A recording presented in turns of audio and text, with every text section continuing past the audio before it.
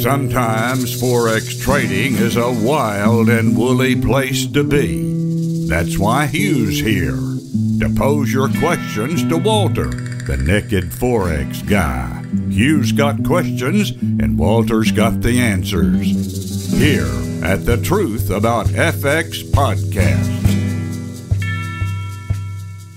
Hey Walter, how can somebody learn to understand Japanese candlesticks better?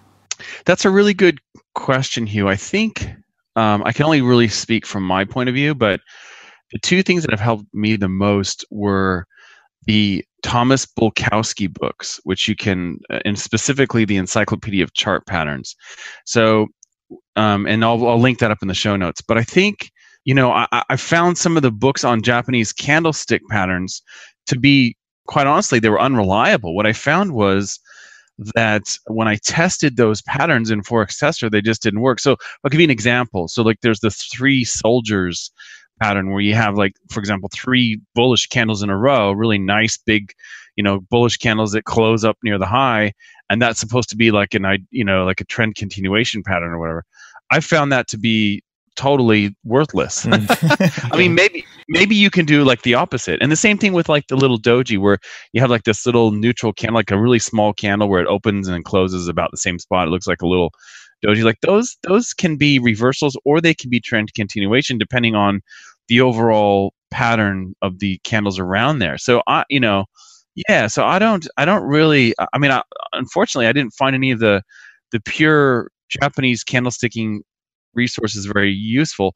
What I did find most useful was to simply find those patterns that Bulkowski had identified, and then I tested them in Forex Tester.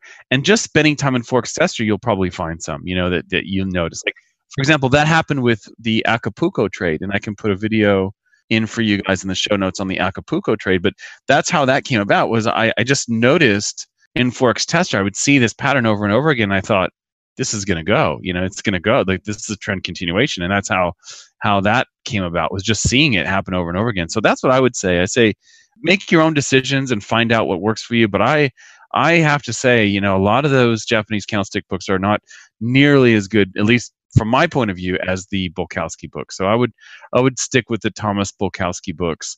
And, he has data on stocks. So what I had to do was when I first started trading, there was one Forex book, and there was a lot of stock technical analysis of stock books, and Bulkowski was the one that really helped me the most, that Encyclopedia of Chart Patterns. But he has several out there, and that will give you some ideas on what sort of patterns you might want to test. So that's how I did it. So maybe that'll be helpful for some people. Okay, cool. Yeah, that's great advice. Sometimes people write books and they don't really test it, so it's good to test it yourself, right? Exactly right. Yep. Thanks, Hugh. Okay. Thanks, Walter.